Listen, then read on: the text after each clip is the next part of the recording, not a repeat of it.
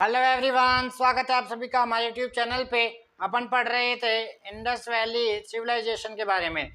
Indus valley civilisation के अपन ने top 20 question पहले दिन की क्लास में करे। आज अपन उससे आगे पढ़ेंगे। तो आइए सेशन को चालू करते हैं और चीज़ों को समझने का प्रयास करते हैं। आइए, यह सभी सवाल आपसे प्रीवियस ईयर में पूछे गए हैं, सभी एसएससी के एग्जाम में। हड़प्पा में मिट्टी के बर्तन पे प्रयुक्त रंग था। जो मिट्टी के बर्तन थे उन पे जो रंग लगाया जाता था वह कौन सा था? वह था लाल रंग। कौन सा था? लाल रंग। आइए, चावल के दाने मिल के साक्ष्य मिले हैं। डायरेक्ट आपसे सवाल पूछेगा, सिंधु घाटी सभ्यता में चावल के दाने साक्ष्य किस स्थान से मिलते हैं? तो यह आपको याद रखना है, लोथल से मिलते हैं। आपको कल बताया गया था लोथल का प्रयोग किसके लिए किया जाता है? बंदरगाह के रूप में लोथल का प्रयोग किया जाता है। और आइए, अगला सवाल आता है, सिंधु घाटी सभ्यता का टाइम पीरियड कितना था? यह टाइम पीरियड आपसे हमेशा पूछता है। इस बात का आप लोग ध्यान रखेंगे। 2500 से लेकर 1750 बीसी, मतलब ईसा के जन्म से पूर्व। 2500 से लेकर 1750 ईसा पूर्व यह सिंधु घाटी सभ्यता का सर्वमान्य काल था। तो आपको यह टाइम पीरियड याद रखना है। इस बात का आप लोग ध्यान रखेंगे। तो देखो, हड़प्पा में मिट्टी के बर्तन पे प्रयुक्त रंग था, यह आपको बता दिया, लाल रंग था। ठीक है। चावल के दाने के साक्ष्य कहाँ से मिले हैं? यह हमें लोथल गुजरात से मिले हैं। और बात करते हैं, लोथल का यूज बंदरगाह के रूप में किया जाता था। सिंधु घाटी सभ्यता का सर्वमान्य काल 2500 से लेकर 1750 ईसा पूर्व है। यहाँ तक की बातें क्लियर हो चुकी है। आइए, मोहनजोदारो स्थित है, यह पाकिस्तान में स्थित है। इस बात का आप लोग ध्यान रखेंगे।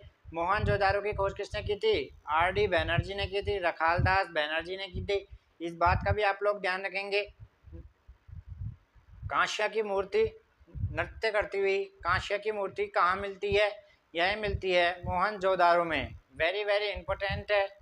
इस बात का आप लोग ध्यान रखेंगे। अधिकतर पूछा जाने वाला सवाल है, नृत्य करती हुई कांसी की मूर्ति हमें सिंधु घाटी सभ्यता के किस शहर से मिलती है?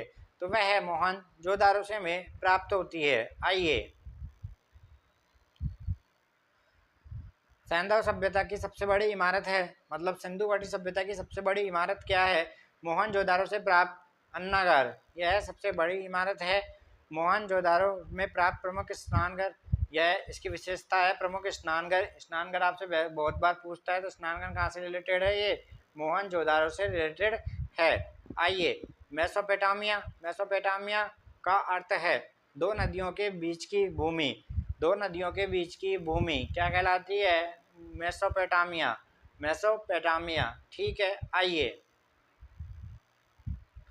हड़प्पा की खुदाई किसने की थी? दयाराम साहनी के नेतृत्व में 1921 में। ठीक है, दयाराम साहनी के नेतृत्व में 1921 में। सिंधु घाटी सभ्यता के लोगों ने पूजा की मातृ देवी की, आयरिस देवी। अर्थात यह किसकी पूजा करते थे? पृथ्वी को अपनी देवी मानते थे।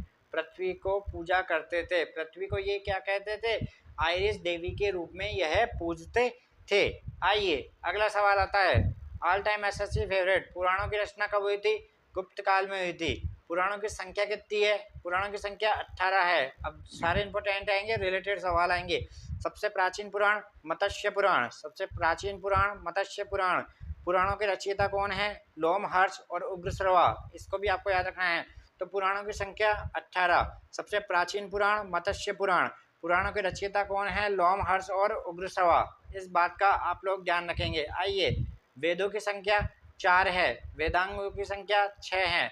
वेद की संख्या 4 है, वेदांगों की संख्या 6 है। उपनिषद की संख्या 108 है। उपनिषद की संख्या 108 है। पुराणों का अध्ययन करने वाला प्रथम मुसलमान कौन था? अल-बरूनी। वेरी वेरी इंपॉर्टेंट सवाल है, कौन था? अल-बरूनी। अल-बरूनी कौन था? अल-बरूनी वह था जो इसने पुराणों का अध्ययन करने वाला प्रथम मुसलमान कौन था? अल-बरूनी था। ठीक है। आइए, उपनिषद वस्तु है किसके? दर्शन का। ब्राह्मण संबंधित है कर्म कांड से। और सबसे प्राचीन वेद कौन सा है? ऋग्वेद है। और ऋग्वेद में सूक्त कितने हैं? 1028 है। तो कल का हमारा टॉपिक होगा वेद से रिलेटेड, वैदिक काल अपन स्टार्ट करेंगे। आइए, बस आज का सेशन हम यहीं समाप्त करते हैं। कल मिलते हैं आपके साथ ही कैसे ही इंटरेस्टिंग वीडियो के साथ। तब तक आप क्या करना है, आपको आज के 20 सवाल याद करने हैं। कल मिलेंगे आपके साथ और इंटरेस्टिंग वीडियो के साथ। जब तक आप चैनल को प्यार देते रहिए। थैंक यू, धन्यवाद।